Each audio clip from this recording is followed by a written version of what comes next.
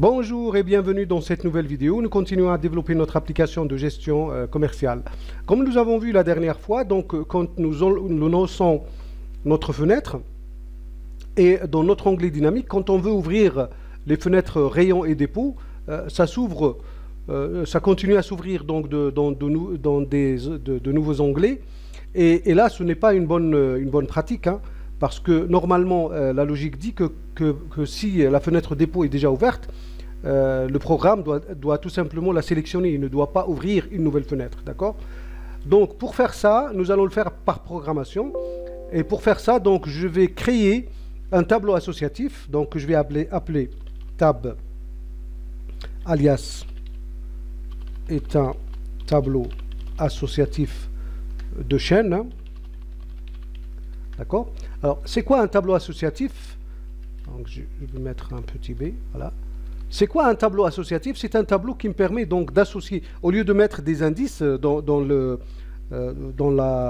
l'indice du tableau, un indice en entier, je mets une chaîne de caractères dans mon cas. Hein. Donc, ça permet d'associer une valeur dans le tableau à une valeur donc qu'on va affecter dans ce tableau. Donc, qu'est-ce que je vais faire? Comme la fonction onglet ouvre donne un résultat, donc elle donne l'alias de la fenêtre qui est déjà ouverte. Hein. Je vous rappelle que l'alias, c'est une propriété dans Windev qui permet de différencier, par exemple dans le cas des fenêtres, de différencier les fenêtres qui ont comme origine la même fenêtre. C'est-à-dire, si j'ouvre la même fenêtre plusieurs fois, comment le programme va différencier ces fenêtres-là? C'est par leur alias. Les fenêtres, elles portent le même nom. Hein. Le nom de la fenêtre, il est le même. Par exemple, dans notre cas, la fenêtre interne dépôt, elle s'appelle FI dépôt, ici. Hein.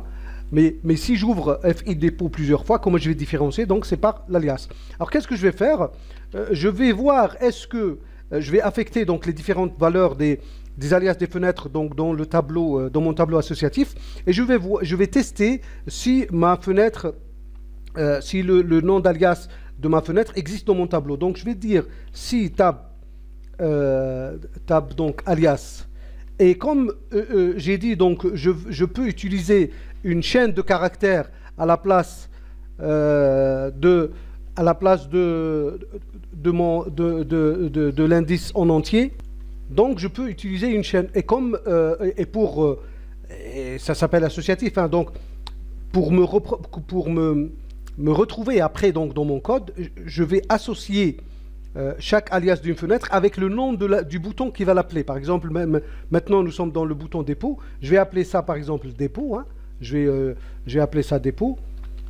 Donc s'il n'y a pas, si dans mon tableau, hein, la valeur de tab alias dépôt est vide, ça veut dire que je n'ai pas encore affecté cette valeur-là. Donc, qu'est-ce qu'on doit faire? Donc, on doit ouvrir notre fenêtre. Donc, qu'est-ce qu'on va lui dire? Donc, on va l'affecter dans ce tableau. Hein. Alors, tab alias dépôt sera égal à onglet ouvre dans l'onglet dynamique. Il va ouvrir donc la fenêtre dépôt. D'accord? Donc, ça veut dire quoi? Ça veut dire que si la fenêtre n'est pas encore ouverte, il va l'ouvrir et il va affecter le nom de son alias, puisque la fonction onglet ouvre, ça donne un résultat, comme j'ai dit, c'est le nom d'alias de la fenêtre. Sinon, donc, si la fenêtre elle est déjà ouverte, qu'est-ce qu'il va faire? Donc, il va la sélectionner. Donc, on va dire à notre onglet dynamique de tout simplement sélectionner tab alias. Donc, comme j'ai dit, tab alias de dépôt. D'accord? Voilà. On va tester ça. Je lance ma fenêtre principale avec mon onglet dynamique. Donc j'ouvre dépôt, j'ouvre rayon. Donc rayon continue à s'ouvrir plusieurs fois puisqu'on n'a rien mis. Si maintenant je clique sur dépôt, donc il n'ouvre pas dépôt à nouveau, il ne fait que le sélectionner. C'est-à-dire que si je suis là, par exemple, si je clique sur dépôt, regardez, donc il a sélectionné directement dépôt. Nous allons faire la même chose pour les rayons. Donc nous allons copier-coller notre code. Hein. Et nous allons le mettre. Je vous rappelle que pour copier toute la sélection du code d'une partie, il suffit donc de cliquer en même temps simultanément sur CTRL A je vais par exemple appeler ce bouton rayon, hein, cet alias, je vais l'appeler rayon. Donc ici partout rayon. Ici aussi donc c'est rayon. Et là donc au lieu de dépôt, donc c'est rayon. Pareil, donc ici c'est rayon. D'accord? Je relance et vous allez voir maintenant que la fenêtre rayon ne va plus s'ouvrir d'une manière intempestive. Elle va donc s'ouvrir si elle n'est pas déjà ouverte. Elle va être sélectionnée si elle est déjà ouverte. Donc nous allons appliquer cette manière-là partout.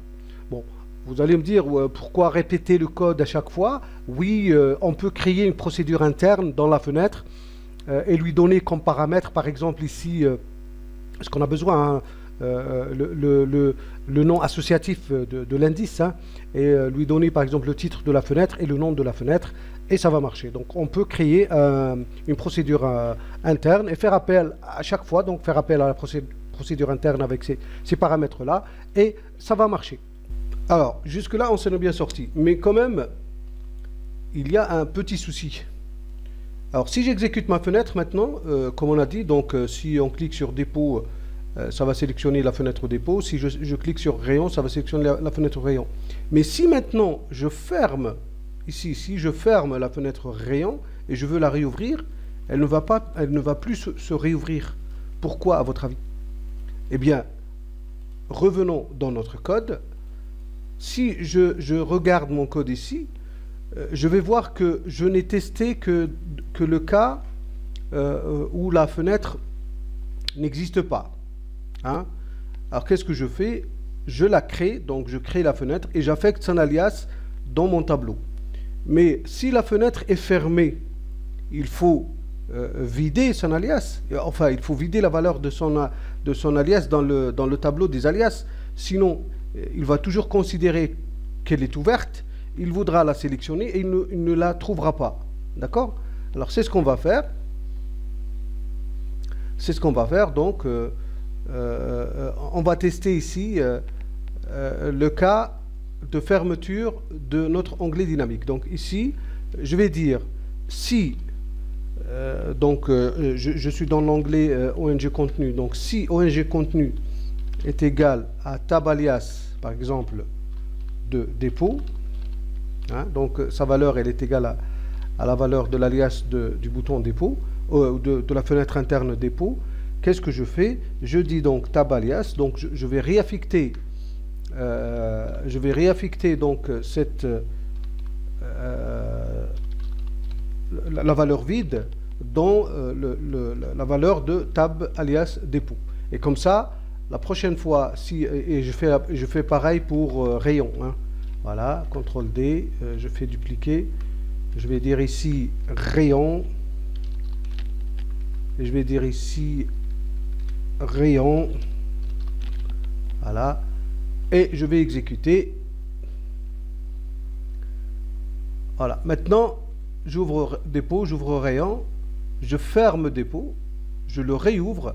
Et là, il se réouvre. Je ferme rayon, je le réouvre et là, il se réouvre à nouveau. D'accord?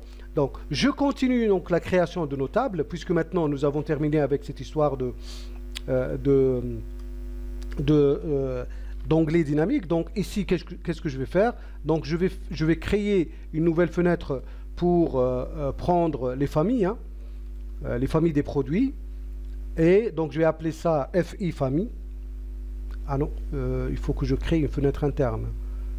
Donc je ferme cette fenêtre-là. J'ai créé donc une nouvelle fenêtre.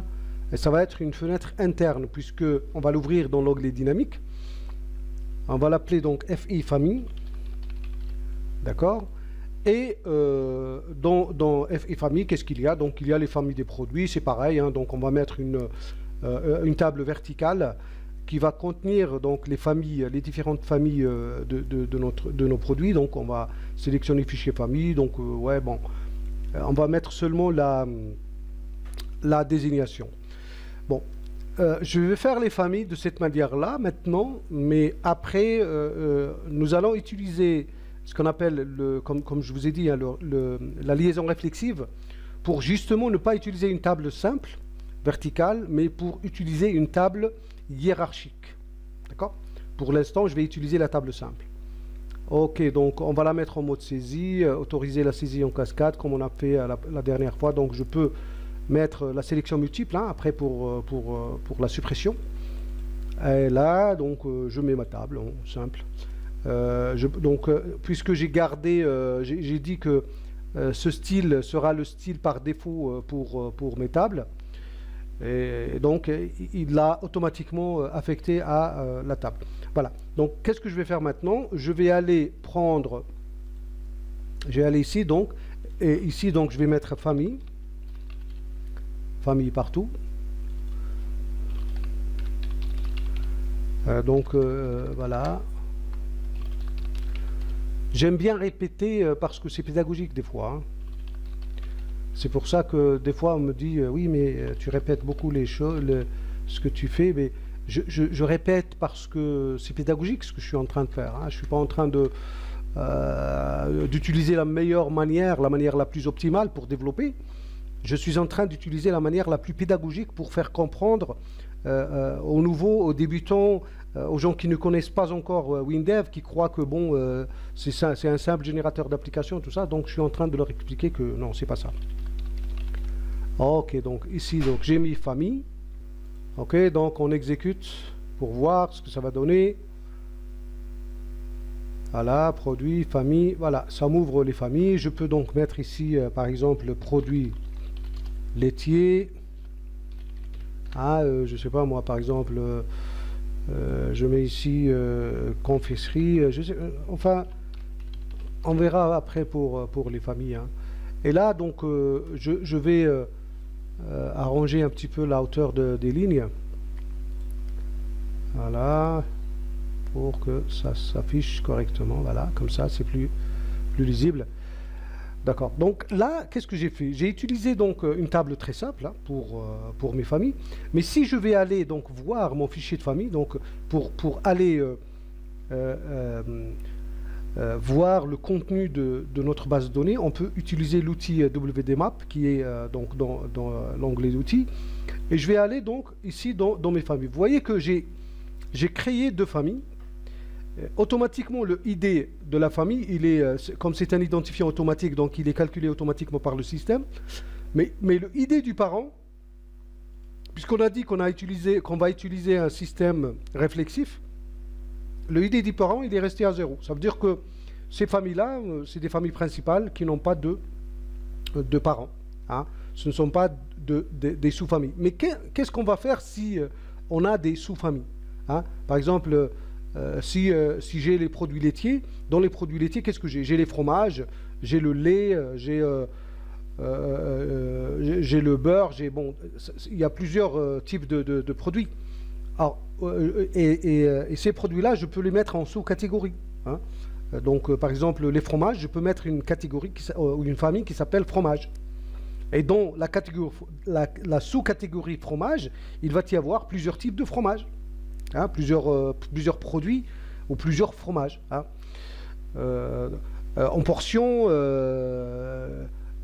du camembert, je sais pas moi, il y a plein de types enfin, il y a plein de modèles de fromage. Alors qu'est-ce que je vais faire? Pour ça, il faut que nous gérons nos familles d'une autre manière, parce que la table, comme elle est toute simple comme ça ne suffit pas, hein. Donc nous avons donc deux manières de gérer ça. Soit que nous mettons ici une combo qui va donc dans laquelle nous allons sélectionner la famille principale, et nous allons filtrer donc sur la famille principale pour avoir les sous-familles donc dans la table et faire notre saisie normale, hein. Si par exemple je mets la combo avec une requête et je sélectionne, soit je crée une table hiérarchique que je peux alimenter directement, mais il me faut une liaison réflexive. Mais dans les deux cas, nous allons utiliser la liaison réflexive. Bon, alors nous allons traiter tous les cas, hein, parce que c'est pédagogique, comme j'ai dit. Alors qu'est-ce que je vais faire maintenant? Je vais créer une combo, hein, je vais créer une combo pour sélectionner une famille, tout simplement. Et dans cette combo, qu'est-ce que je vais faire? Je vais définir une requête nous allons aussi voir les différentes manières de définir des requêtes. Donc, il y a la création de la requête au moment de la création d'une combo, comme ici dans l'assistant, mais il y a aussi donc l'assistant de création de requête qui est là, qu'on peut appeler directement, et ça nous permet donc de créer des requêtes directement. Donc ici, qu'est-ce que je vais faire? Je vais dire que je vais afficher toutes les familles, hein, et à chaque fois que je sélectionne une famille, je récupère le ID de la famille, hein, donc qu'est-ce que je vais faire donc dans ma combo? Donc ici, ou dans ma requête, hein, donc qu'est-ce que je vais faire? Donc je vais sélectionner tout le fichier famille, hein, ok? Alors qu'est-ce que je vais faire? Donc par exemple, on va classer nos familles par ordre alphabétique dans l'affichage, hein, comme ça, et voilà, donc comme ça. Alors qu'est-ce qui va s'afficher dans ma combo? Donc c'est la désignation, et ma combo elle va être triée automatiquement, donc selon le choix que nous avons mis donc dans la requête. Puis, qu'est-ce que ma combo, elle va me retourner une valeur, hein, ça doit obligatoirement me retourner une valeur. Donc, cette valeur-là, c'est quoi? C'est le ID de la famille. Parce que nous allons donc filtrer sur le ID de la famille. Mais pour filtrer les familles, nous devons donc filtrer sur le ID du parent. Parce que maintenant, qu'est-ce que nous allons faire? Donc, nous allons filtrer les sous-familles. D'accord? C'est pour cela que nous n'avons pas besoin du ID de la famille, nous avons besoin du ID du parent. D'accord? Et quand le ID du parent donc, est sélectionné, c'est celui-là que nous allons ajouter à la famille, puisque le ID de la famille, c'est un ID automatique qui est calculé automatiquement, donc nous n'allons pas le calculer nous-mêmes, c'est le système qui va le calculer. Par contre, le ID du parent, c'est nous-mêmes qui allons l'affecter. Et comment nous allons l'affecter? Donc nous allons le récupérer à partir de cette combo et l'affecter au moment de l'ajout de la ligne. D'accord? Alors c'est ce que je vais faire. Donc la liaison, donc il n'y a pas de liaison puisque je ne suis pas en mode saisie sur la combo. Et je vais appeler cette combo donc famille. D'accord? Voilà. Famille. D'accord? Alors si je reviens dans la description de la combo et si je vais donc dans la partie contenu, qu'est-ce que je vais lire? Ici donc le parcours se fait sur la requête FI famille avec le 1$ requête. Ça veut dire que c'est une requête qui a été créée, c'est une requête intégrée, donc qui a été créée au moment de la création du champ combo. Ici donc, et l'accès à cette requête, il ne peut être fait qu'à partir de là. D'accord? Alors ici, qu'est-ce que j'ai? J'ai la désignation donc, qui va s'afficher, la désignation donc, de la famille. La valeur mémorisée, c'est le ID du parent. Hein, c'est ce qu'on va récupérer. Et la valeur de parcours, elle est automatique. Ça veut dire quoi automatique? Ça veut dire que c'est selon le tri que nous avons sélectionné, que nous avons programmé dans la requête. Tout à l'heure, vous avez vu que j'ai mis un tri par ordre alphabétique sur la désignation. Donc, le parcours sera fait avec ça, c'est-à-dire que le parcours sera fait par ordre alphabétique sur la désignation de la famille. Voilà. Bien sûr, je peux ajouter une ligne personnalisée hein, pour dire sélectionner une famille hein, ou une famille principale, mais on va voir l'utilisation de cette option plus tard. Voilà. Donc ici, qu'est-ce que je vais faire? Donc, on va dire, donc on va faire un petit test avec info hein, ou trace. On va tester le trace. On va tracer la valeur de la combo famille. Hein. On va dire trace combo famille. Je vous rappelle que trace c'est comme la console dans d'autres systèmes de développement. Ça permet donc de voir les valeurs qui sont affectées ou que nous voulons donc afficher. Alors qu'est-ce que je vais faire maintenant? Je vais exécuter mon programme et je vais sélectionner une famille. Donc je vais ouvrir la combo des familles. Voilà, donc j'ai mes deux familles que j'ai créées tout à l'heure. Donc quand je clique sur Confiserie, alors ici dans le trace, qu'est-ce que j'ai? J'ai une valeur égale à 0. Alors ça veut dire quoi? Si nous revenons dans notre programme, ici dans la combo, qu'est-ce qu'on a dit de récupérer? C'est-à-dire la valeur quand j'écris directement trace combo combo FI famille, hein, ça veut dire que je vais récupérer cette valeur-là, la rubrique mémorisée.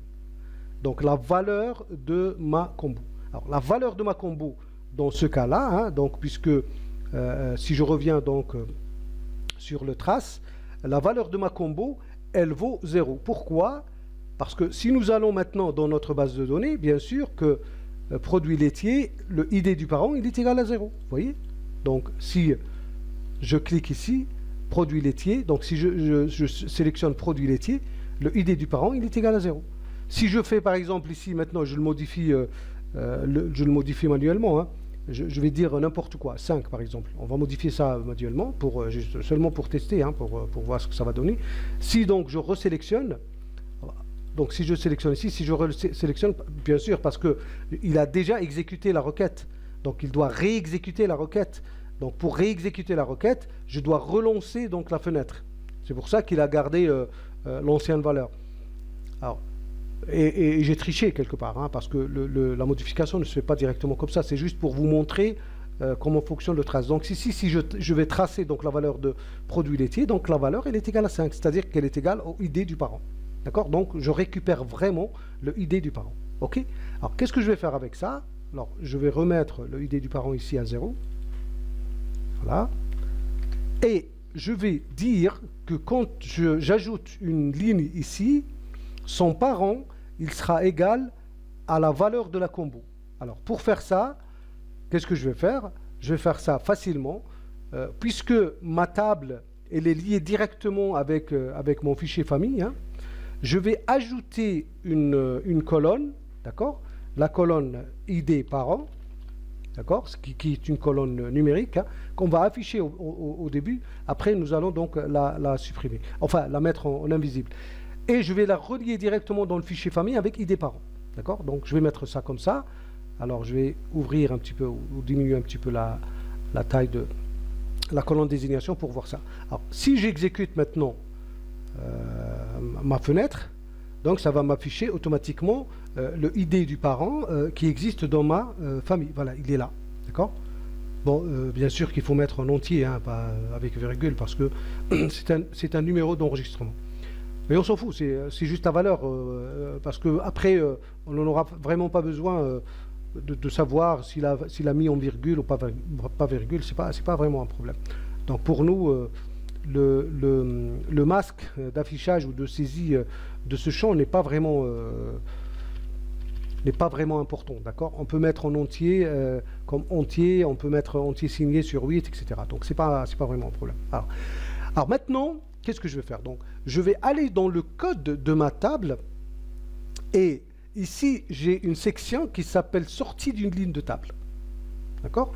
Et qu'est-ce que je vais faire dans la sortie d'une ligne de table? Avant que je sorte de ma table, je vais donc dire affecter donc la colonne ID parent à combo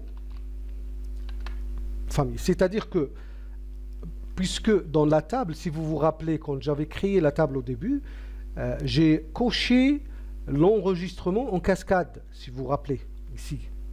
Regardez, la saisie en cascade. Ça veut dire quoi? Ça veut dire que l'enregistrement, j'ai coché l'enregistrement en sortie de la ligne. Vous voyez ici, sortie de la ligne. Si je reviens dans mon code, je trouve quelque chose qui s'appelle sortie de la ligne. Sortie d'une ligne. Donc, quand il va sortir de la ligne, il va enregistrer dans ma base de données, dans la table.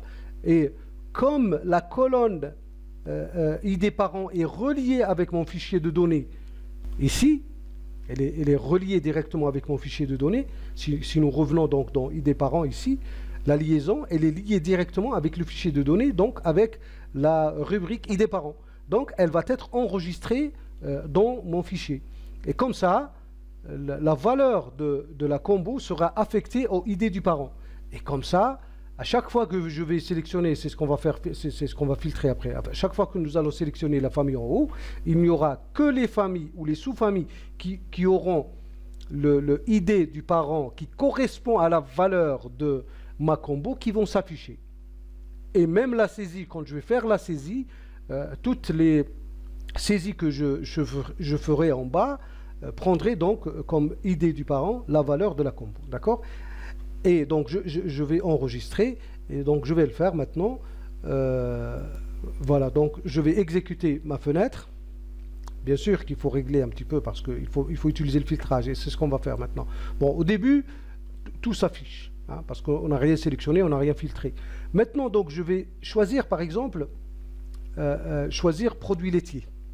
D'accord? Produit laitier, la valeur du ID parent, donc son parent au produit laitier, il est égal à 0 parce que c'est une catégorie principale. Mais elle-même, elle va devenir parente dans ce qu'on va saisir en bas. D'accord? Donc, qu'est-ce qu'il faut faire maintenant? Il faut récupérer la valeur du ID de la famille et le traiter comme étant un ID parent. D'accord? Je sais que depuis tout à l'heure, vous vous dites, mais qu'est-ce qu'ils sont en train de dire? Mais c'est ça, c'est une approche pédagogique ce que je fais. D'accord? Alors, maintenant, qu'est-ce que je dois faire? Le ID du parent de tout à l'heure, il représente, donc ici, si je récupère le ID du parent, ça veut dire que je récupère le parent de la catégorie que j'ai sélectionnée. Et ce n'est pas ça qui m'intéresse. Ce qui m'intéresse, c'est que cette catégorie-là que j'ai sélectionnée, elle devient parente. D'accord? Et pour qu'elle devienne parente, donc je dois mémoriser son ID à elle, le ID de la famille. D'accord? Et maintenant, la valeur de ma combo, elle va changer. Quand je vais voir le trace, vous allez voir qu'elle va changer. Voilà. Quand je vais sélectionner, et ça va prendre donc le ID de la famille, qui va devenir parent pour ce qui va venir ici. D'accord? Alors maintenant, si je fais une saisie, par exemple, confiserie, je vais dire, je ne sais pas moi, bonbon. Hein? Dès que je sors de la ligne, vous voyez que le ID du parent est devenu égal à 2. Il est égal à la valeur de ma combo qui est ici. Dès que je suis sorti de la ligne.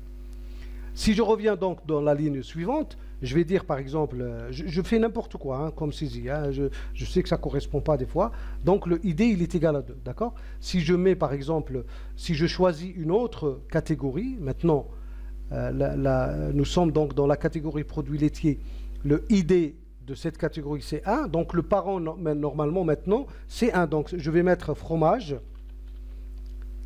et dès que je sors, parce que la valeur tout à l'heure, il a mémorisé, la valeur tout à l'heure était égale à 2, mais dès que je sors de la ligne, regardez, la valeur maintenant, elle a changé, parce que j'ai fait l'action de sortir de la ligne. D'accord? Il faut comprendre ce qui se passe dans WinDev, c'est pour ça que j'y vais mollo, et j'utilise la logique mathématique qui dit que le faux implique le vrai. C'est-à-dire que je vais partir d'une notion fausse, des fois, pour vous ramener à quelque chose de vrai. Donc, vous comprenez mieux maintenant pourquoi est-ce que je vous ai parlé de cette histoire de récupérer le parent puis de passer sur le ID de la famille qui devient elle-même parente. D'accord? Et après, la prochaine fois, regardez, maintenant par exemple, je suis dans bonbon. Hein. Supposez que bonbon doit avoir, c'est une famille qui doit avoir des sous-familles. Alors, qu'est-ce qu'il faut faire? Si on réexécute maintenant notre fenêtre, qu'est-ce qui va se passer? Nous aurons les catégories ou les sous-catégories que j'ai saisies tout à l'heure, nous les aurons dans la combo, vous voyez? Même le vide que j'ai laissé tout à l'heure en bas. Et maintenant, si je dois ajouter une sous-catégorie ou une sous-famille à bonbon, donc le ID de bonbon il est égal à 3, si je reviens donc dans mon fichier ici F5, donc ça va actualiser. Donc bonbon ici, le ID il est égal à 3, vous voyez ici il est égal à 3. Alors si j'ajoute donc une nouvelle valeur, je ne sais pas, moi je vais dire Superman par exemple, je vais appeler des bonbons comme ça. Hein. J'ai aucune idée de ce que je suis en train de... Mais et quand je sors de la ligne, dès que je tape sur Entrée, vous voyez que le ID parent de bonbon Superman, c'est bonbon. Et ainsi de suite. Maintenant, ce que j'ai fait, c'est qu'au lieu de créer un fichier ou une table pour les sous-familles, j'ai créé un système qui me permet de hiérarchiser mes familles à l'infini. D'accord? Dès que je veux ajouter une sous-famille à une famille ou une sous-famille ou une sous-sous-sous-famille, quel que soit le niveau de cette famille-là, dès que je veux ajouter quelque chose en dessous, je la mets en famille parente ici, hein, je récupère son ID, le ID de la famille, et je vais l'affecter comme ID parent dans l'autre famille, dans la sous-famille. Et comme ça, à chaque fois que je crée une famille, je dois obligatoirement donc lui affecter une famille parente. Si la famille parente elle est égale à 0, ça veut dire que cette famille c'est une famille principale, qu'elle n'appartient à aucune autre famille. C'est qu'elle est dans le niveau 0 ou niveau 1, appelez-le comme vous voulez, vous pouvez l'appeler niveau 0 ou vous pouvez l'appeler niveau 1. Et après, donc, tout ce qui vient après, il peut être hiérarchisé de cette manière-là. D'accord? Et c'est une façon donc de saisir. Bien sûr, bon, il faut faire des tests, hein, il faut réexécuter à chaque fois quand on ajoute, qu'on ajoute ici une ligne, il faut donc réexécuter la requête qui est là. Pour la réexécuter et pour réafficher donc la liste, pour qu'elle soit toujours à jour, il suffit de mettre liste affiche. Donc on va afficher notre liste combo en lui disant donc de réexécuter la requête comme ça, tout simplement. À chaque fois donc que j'ajoute maintenant une catégorie ou une sous-catégorie, elle va s'ajouter automatiquement donc dans la liste ici. Par exemple, si je sélectionne maintenant produits laitiers toujours, hein, je vais ajouter dans produits laitiers par exemple lait, hein, d'accord. Je vais ajouter aussi par exemple beurre, hein, comme ça, par exemple, d'accord. Et voilà. Vous voyez que parce que j'ai fait dans mon programme une réexécution de la requête, il a repris automatiquement beurre comme étant une catégorie parente. Parce que, comme j'ai réexécuté la requête dans ma combo, la valeur donc, de la combo, elle reste sur la dernière valeur. Parce que quand il réexécute et il réaffiche, donc automatiquement il est sur la valeur sélectionnée dans la combo. Hein. Et donc c'est pour cela que, sans faire attention, il a repris automatiquement donc la valeur qui était là. Si par exemple maintenant j'ajoute si je sélectionne toujours produits laitiers et j'ajoute autre chose, je ne sais pas moi, lait en poudre par exemple, bon bien sûr que c'est pas bon, lait type lait par exemple sans gras, d'accord. Maintenant donc le ID parent c'est 1, mais vous voyez que il s'est ajouté automatiquement ici. Et le classement, comme vous voyez, le classement, regardez le classement de ma requête, ou le classement dans la combo, il est par ordre alphabétique, parce que c'est moi qui lui ai dit de prendre cet ordre-là. D'accord? Et à chaque fois que je sélectionne, et j'ajoute, ça s'ajoute ici, et puis ça affecte donc le code, le ID du parent, donc ça l'affecte automatiquement ici. Et vous voyez que ça me ramène un chiffre ici, donc et ça prend toujours une ligne vide. Pourquoi? Parce que j'ai dit que la saisie elle était en cascade. Si je décoche donc la saisie en cascade, il ne va pas continuer. Si vous voulez que il ne continue pas, sauf si vous double-cliquez sur votre table, il suffit tout simplement de ne pas sélectionner donc la saisie en cascade ici. D'accord? La saisie en cascade, donc l'ajout ne va pas se faire. Okay? Et comme ça, quand vous allez saisir, il va s'arrêter à la position dans laquelle donc, vous êtes actuellement. Ok, voilà, je vais faire ça. Je vais, par exemple, je vais ajouter toujours dans produits laitiers, j'ai ajouté un autre produit, je sais pas moi, je vais dire n'importe quoi, entier par exemple. Voilà. Donc ici, il est resté dans lait entier, il n'a pas ajouté une autre ligne.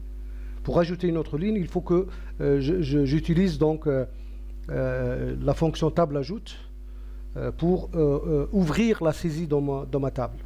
D'accord? Alors vous avez le choix, hein, vous pouvez utiliser les deux manières. Là, je suis en train de vous montrer comment on hiérarchise on fait la hiérarchisation d'une table. Voilà.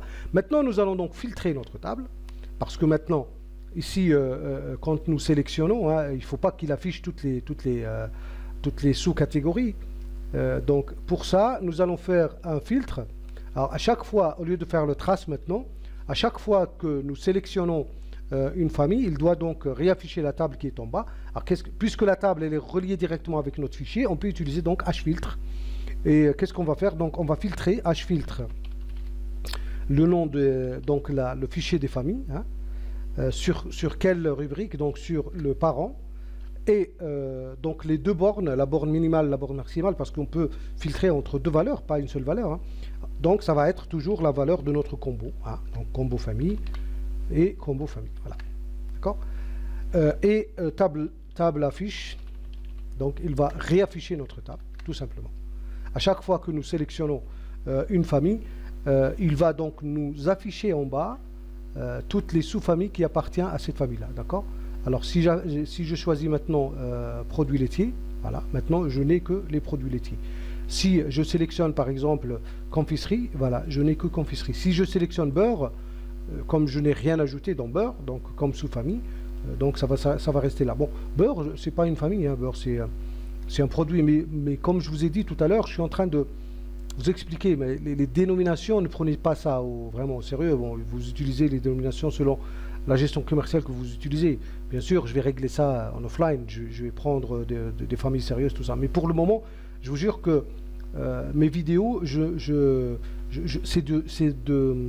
c'est instantané. C'est-à-dire que ce que je fais, je ne le prépare pas. Croyez-le ou pas, je ne prépare jamais mes vidéos. Voilà, c'était une petite parenthèse. Donc, ici, si je fais, par exemple, comme j'ai dit tout à l'heure, produits laitiers, donc ça va rester dans produits laitiers. Et bien sûr, pour ajouter, nous devons donc mettre maintenant un petit bouton ajouter pour ajouter une ligne, et ça va nous permettre donc d'ajouter une sous-famille. Et c'est ce qu'on va faire. Nous allons déjà donc cacher, parce que ce n'est pas, on l'a utilisé, donc nous avons affiché le ID du parent pour les besoins du développement, mais on peut faire comme ça. Donc nous avons la possibilité de mettre une colonne en invisible. Elle sera là, elle sera calculée, elle sera affectée, elle fera toutes les opérations que nous voudrons qu'elle fasse, mais donc elle sera en cachet. On va mettre en affichage pour éviter que le focus soit pris, mais comme c'est invisible, donc c'est sûr que le focus ne sera pas affecté à cette colonne-là, et nous allons agrandir dans la désignation, et comme ça nous aurons un affichage un peu plus ergonomique qui nous permet donc de filtrer, bien sûr, sur ce qu'on est en train de faire. Par exemple ici produits laitiers, voilà, comme j'ai dit tout à l'heure. Voilà. Alors on va régler aussi notre combo, hein, donc, comme tout à l'heure, donc comme la dernière fois nous avons créé un style pour la saisie, nous allons créer un autre style que nous allons appeler WXDev combo, hein. Et je vais j'ai affecté par exemple une police un peu, donc j'aime bien Roboto, moi, comme je vous ai dit, hein. Alors j'ai affecté Roboto Condensed, je vais mettre par exemple sur 12, hein, c'est un peu plus lisible. Ici pareil, donc ça va être Roboto, voilà, Condensed. À l'intérieur ça va être du gras, 12. Même chose pour la sélection, hein, ou l'élément affiché donc dans la liste, pour que la police soit pareil partout. 12, voilà. Et aussi pour la sélection, pour qu'il n'y ait pas de différence quand on sélectionne. Voilà, donc 12. Voilà, et gras. Ok. Normalement, c'est bon. Et bon, bien sûr qu'on peut, par exemple, pour le cadre ici, hein, on peut choisir par exemple, du creux ou simple. Moi, je préfère les cadres simples. Couleur du cadre, bon, on va garder le gris comme ça, hein, c'est pas méchant. Voilà. Et maintenant, donc, j'ai modifié le style de ma combo, hein, que je peux donc adapter selon mes besoins. Voilà. Nous allons aussi donc dire à notre programme que à l'initialisation, donc quand quand la fenêtre s'ouvre, la fenêtre, donc ici, en fin d'initialisation de la fenêtre, qu'est-ce qu'elle va faire notre fenêtre? Elle va exécuter l'opération de sélection dans notre combo. D'accord? Donc, qu'est-ce qu'elle va faire? Donc, on va lui dire exécute traitement. Et ça fait quoi exécute traitement? Donc, ça nous permet, c'est comme si nous simulons plusieurs actions de souris par programmation. Regardez ce que je vais faire. Donc, je vais aller dans la combo famille et je vais lui dire de sélectionner, TRT sélection, comme ça. Qu'est-ce que j'ai fait? C'est comme si j'ai fait comme ça, regardez. Je l'ai fait par programmation maintenant. Donc, il va le faire directement au démarrage, quand la fenêtre va s'ouvrir. D'accord? C'est comme si j'ai fait comme ça, puis comme ça. Comme ça, puis comme ça. D'accord? Donc, je l'ai fait par programmation. Nous allons donc régler un petit peu la hauteur des lignes dans notre style. Et comme vous voyez, donc, comme j'ai dit, donc c'est du travail que je fais sans préparation. Donc, ça nous permet de régler les choses comme ça, en direct. Et vous comprenez que quand on a quelque chose à régler, donc on la règle et vous comprenez ce qui se passe. Donc, ici, je vais mettre 25, par exemple, la hauteur de la ligne. Hein, et vous allez voir que maintenant, ça va se régler. Hein, Je vous rappelle que que ces vidéos, donc, voilà, vous voyez maintenant c'est mieux. Ces vidéos, donc, nous allons laisser entre 20 et 30 minutes par vidéo. Ça me permet donc d'expliquer un concept ou une idée ou quelque chose que je fais. Hein. Alors voilà, pour la vidéo d'aujourd'hui, qu'est-ce que j'ai fait? Nous avons donc compris comment donc gérer notre onglet, hein, notre onglet dynamique, pour ne pas dupliquer inutilement des fenêtres internes. Donc nous savons maintenant comment ouvrir la fenêtre si elle est fermée ou si elle n'est pas encore ouverte, puis la sélectionner si elle est déjà ouverte. Nous savons aussi comment créer une combo avec l'assistant et l'assistant des requêtes. Les requêtes, nous allons leur donner vraiment beaucoup d'importance parce que c'est un outil très important pour gérer nos bases de données. Et nous avons donc compris que nous pouvons hiérarchiser à l'infini nos familles grâce à cette méthode-là, c'est-à-dire nous récupérons à chaque fois que nous saisissons une famille, nous la récupérons dans les familles principales, elle devient automatiquement une famille principale que nous pouvons alimenter avec des sous-familles. Et comme ça, donc, elle devient à chaque fois, elle devient parente et nous pouvons à l'infini donc mettre des sous-familles dans cette famille-là. Nous avons donc aussi, nous avons vu comment filtrer, donc comment utiliser la fonction hfiltre pour filtrer un fichier de données directement, et nous avons aussi vu comment modifier donc le style d'une combo. Voilà pour la vidéo d'aujourd'hui. Je vous dis donc, c'est une vidéo de 40 minutes quand même, hein, j'ai dépassé le temps qu'il faut. Je vous dis donc à la prochaine, et nous allons donc à chaque fois découvrir un concept et compléter notre projet. La prochaine fois, donc, nous allons voir comment hiérarchiser visuellement l'affichage donc des familles et des sous-familles grâce à la liaison réflexive. Je vous dis bon dev et à la prochaine. Merci de soutenir la chaîne pour plus de contenu en vous abonnant et en cliquant sur like. Laissez-nous aussi vos questions et vos remarques dans les commentaires afin d'améliorer. N'oubliez pas de visiter notre site wxdev.pro. Vous y trouverez plein de choses concernant donc Windev, Windows Mobile et WebDev, et tous nos services, toutes nos formations et bien sûr toute la sélection de nos tutoriels.